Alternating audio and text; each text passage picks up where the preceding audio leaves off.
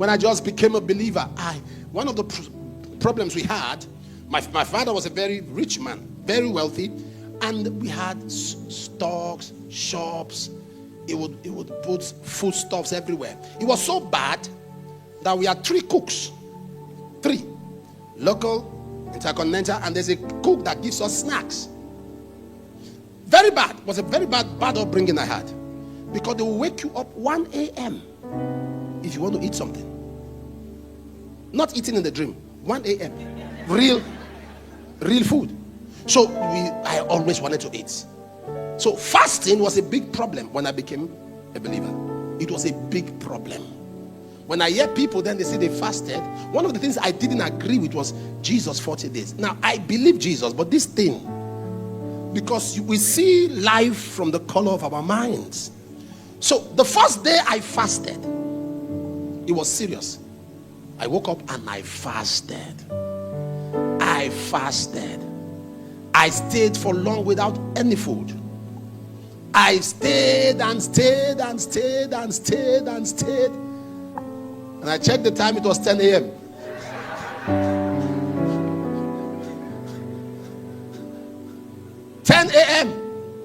I was dying. I was looking at the clock. I was dying. And you know that time, you don't know, you know this thing. When you are not ready to fast, the time flies. Now you are fast. I was dying. So I tried, say, okay, let me walk towards the man of God's house, somebody who has been a believer before me. Before I come back, at least time would have. So I walked to him and asked him, is there any other way one can avoid fasting? As if you are just following God and you don't fast. He said, no, you have to fast. I said, I'm dying. He said, what? I said, my tummy, noise, I'm dying. And he said, you stay till 1. I said, I'm dead. And I fasted till 10:27. Oh, you can laugh at me, no problem. 10:27 a.m.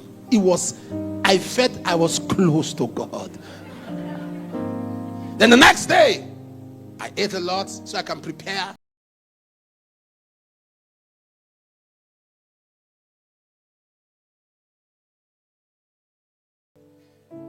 You must have uncommon passion.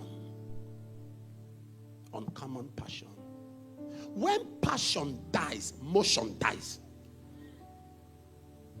When you get to a point where you don't see any reason to live, you just sleep, you wake up, you sleep.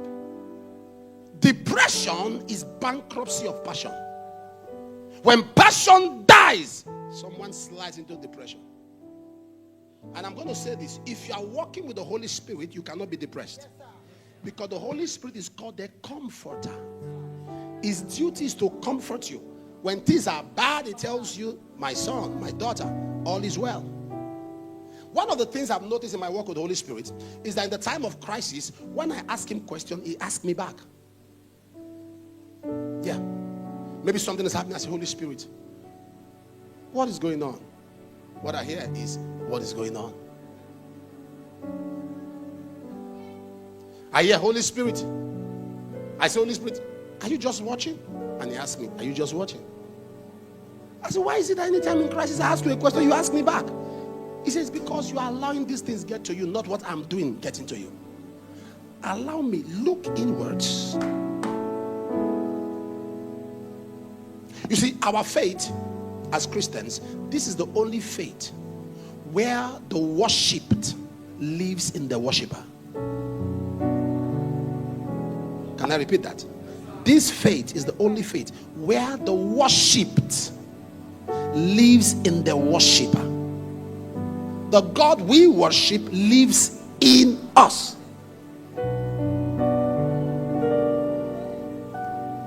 A particular religion, they have to face a direction towards a black stone to pray.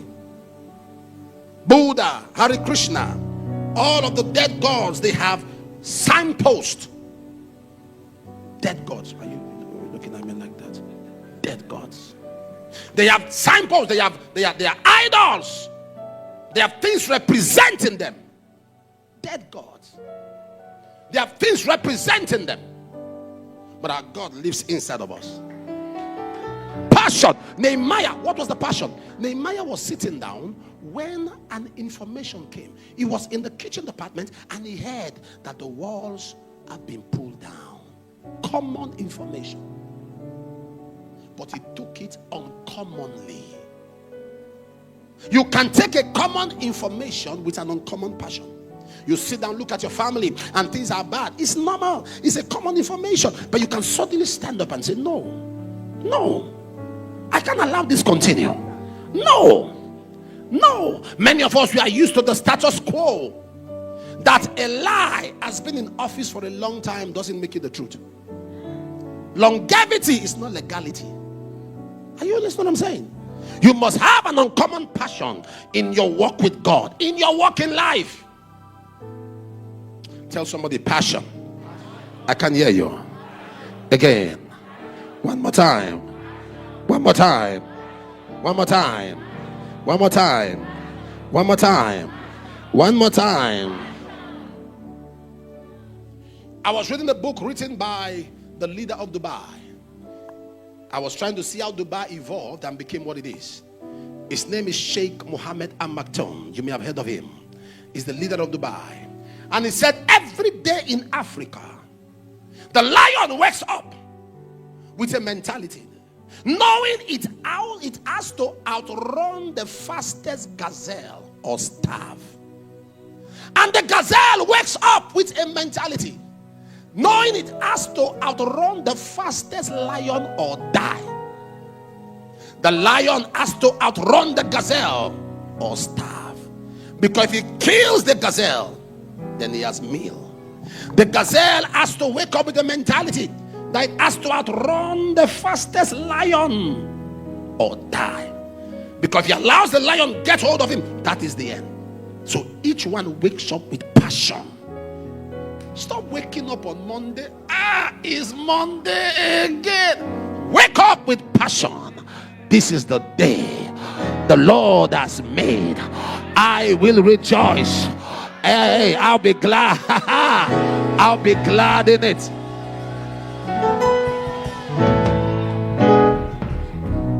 Passion. Love what you do. If you don't love what you do, pray to God to give you what you love.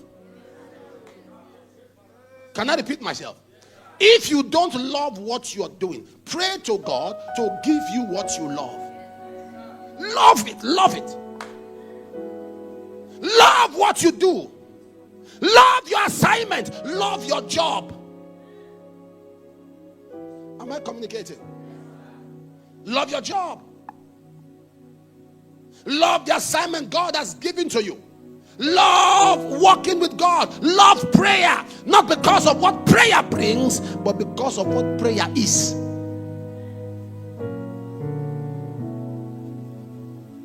I was talking to somebody. I said, I think this morning, and I said, education is not about degree. Because you can get all the degrees and be jobless. So education is not about, education is about discipline. You have an exam by 7, you must wake up to go and write it. You have a test coming, you must wake up to read. So education wires in discipline. It is the discipline it brings. And when you walk with that discipline, even after school, you become a success. It's not about degrees. It's not about degrees. You can speak English like Shakespeare and be stranded. You can be more poetic than Plutus, Archimedes and Socrates. You can be more grammatical than Wole Soyinka and be stranded. But it gives you discipline, passion. Anything that affects your passion kills your motion. Your passion to pray. Nehemiah had passion, and he wept. He wept. He wept. Nothing initiates action like passion. When there is passion, action is initiated. Nehemiah was in the kitchen department and he was fasting. Do you know what it means to be in the kitchen department and you are fasting? when you perceive some things, you change your mind. When I just became a believer, one of the problems we had, my father was a very rich man, very wealthy, and we had stocks, shops. He would put foodstuffs everywhere. It was so bad that we had 3 cooks. 3. Local, intercontinental, and there's a cook that gives us snacks. Very bad. It was a very bad upbringing I had. Because they will wake you up 1 a.m. if you want to eat something. Not eating in the dream. 1 a.m. Real food. So I always wanted to eat. So fasting was a big problem when I became a believer. It was a big problem. When I hear people, then they say they fasted. One of the things I didn't agree with was Jesus 40 days. Now, I believe Jesus, but this thing, because we see life from the color of our minds. So the first day I fasted, it was serious. I woke up and I fasted. I fasted. I stayed for long without any food. I stayed and stayed and stayed and stayed and stayed. And I checked the time, it was 10 a.m.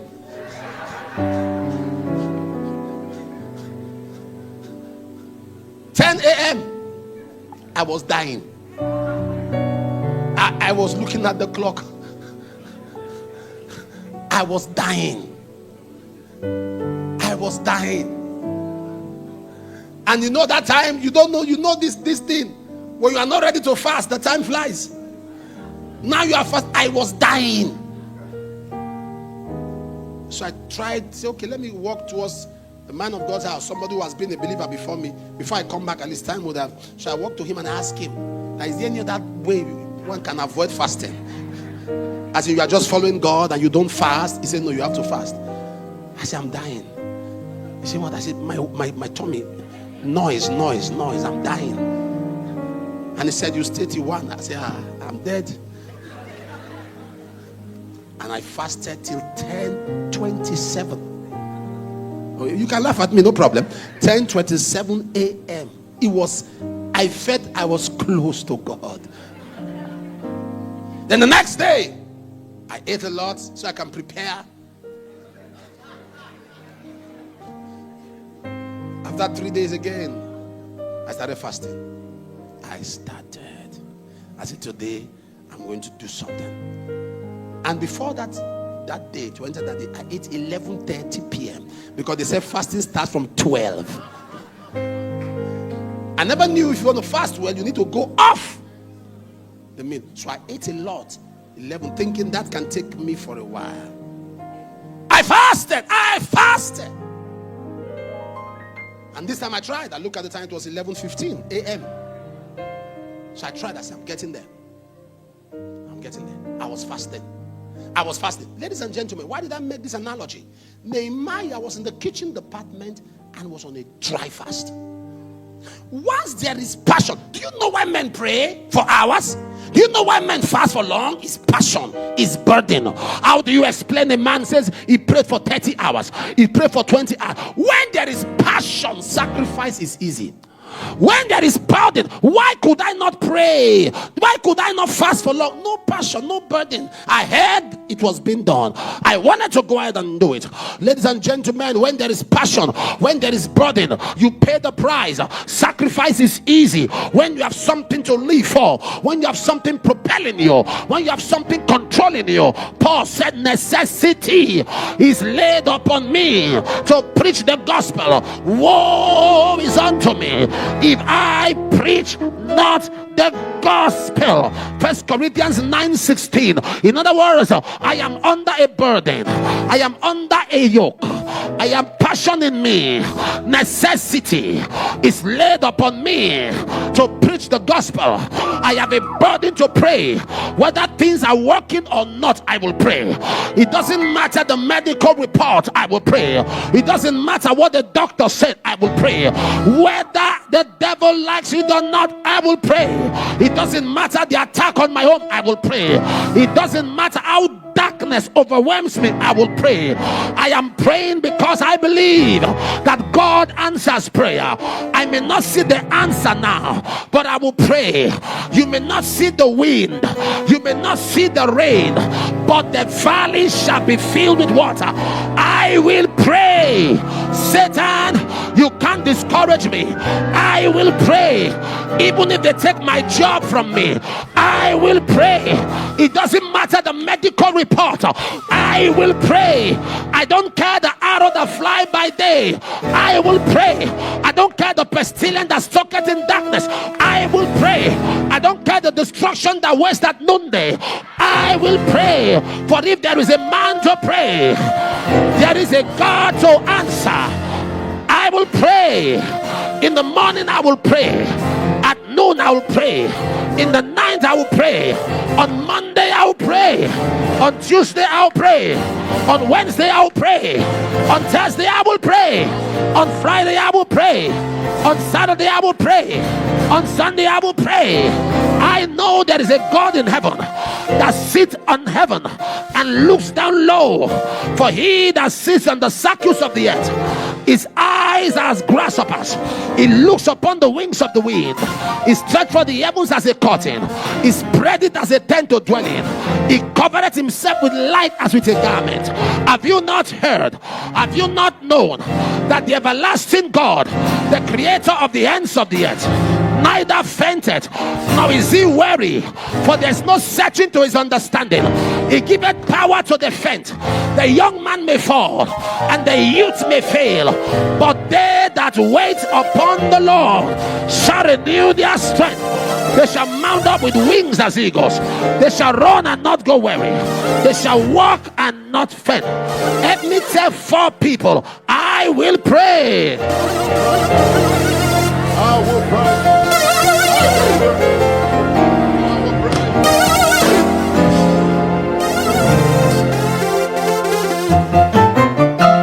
Be seated. I will pray. I will pray. Burning and passion. This is my secret. That's why I'm never weary. I'm a man with passion. Never weary. I sent my young man leaving my house to get me a diary, to look for it.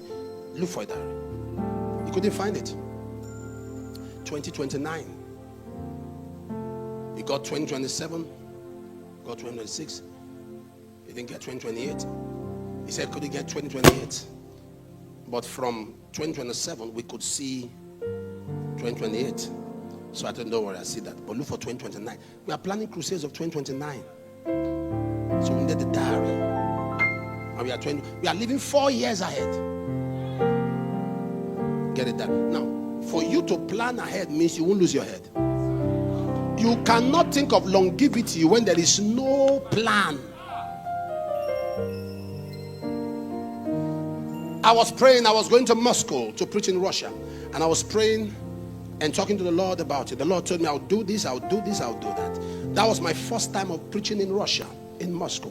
And I had a lot of stories about Russia. Now I was going to them.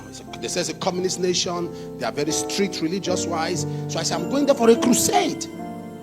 Lord, tell me. And the Lord said, I will heal, I will do this, I will do that. Now I get on board in the plane. Move from a location, connecting to another location. All of a sudden there was turbulence. Brrr, brrr. Some young men that got into the plane sagging their trousers, with their earrings and their piercings on, with all their dreads and everything. All of a sudden, in the midst of turbulence, I was hearing Jesus. I was hearing them start. I thought we saw Pastor. The turbulence was so serious. I reclined my seat and I slept. And when everything gained balance, a man by my side looked at me. He said, how are you? I said, fine.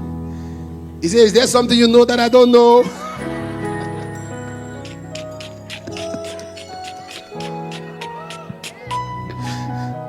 I said, what? He said, you were relaxed, you were not worried. Is there something you need to tell me? We were all panicking, we were clinging on to our seats and all. And I smiled. What was my confidence? God told me what will happen in Russia. If I would die in the air, it won't tell me about Russia. If I will have a crash, it won't show me Russia. When you see a head, you can't lose your head. Am I speaking to somebody right now? Why we look not on the things which are seen. Begin to plan for tomorrow. Plan for 2026. Plan for 2027. When you plan for 2028, you are already guaranteed longevity. You are saying, God, I know you keep me till then. And in that your plan, let a plan be connected to your walk with God. Connect a plan and say, Lord, I'm about to have a banquet for all the poor people in my neighborhood in 2026 February. Then in 2026 May, I'm going to gather all the orphans and go to an orphanage and bless them. Then in 2026 December, begin to plan like that. When you have such a plan, long life is guaranteed. Thank you for watching the video to this far. For ending, I am very grateful. If you like this video, don't forget to give me a thumbs up and drop a comment in the comment section, whether positive or negative. We want all the comments in the comment section. Until we reach at the top, always remember that winners never quit and quitters never win. Yes, you can.